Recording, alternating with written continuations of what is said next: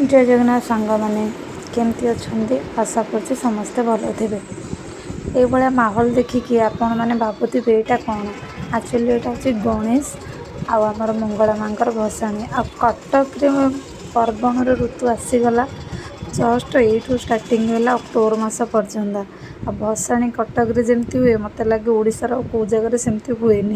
हाँ जानी लक्ष्मी पूजा हुए बट मुझे केवे देखनी देखिले कंपेयर निहाती करेंगे। सो आज आम हॉस्टल आम ड्यूटी सरी जाइए तो हॉस्टल आम समस्ते केवल ये भसाणी देखी देखी एमती ही जाता लास्ट को मगेकी खाया लगी पड़ा रोषे कर समय ही पाइलुनि कहीं आम तो केत बाहर को भी जापरूना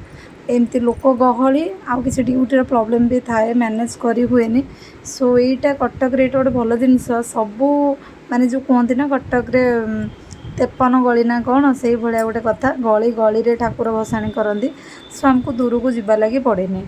तो एमती भाव में गोटे पर गोटे गोटे भसाणी हो चलला पूरा दिन 4 स्टार्टिंग राति 11टा पर्यंत आ सबुठ बहुत बढ़िया था। कौन जानते झील मानकर डांस माने मुझे तो भाभी नी झील मैंने कटक एमती धुआं उड़े डांस करती आक्चुअली यहीटा ही कटक भाईचारार माने गोटे शिखाए आमको कटक भाईचारार सहर बोली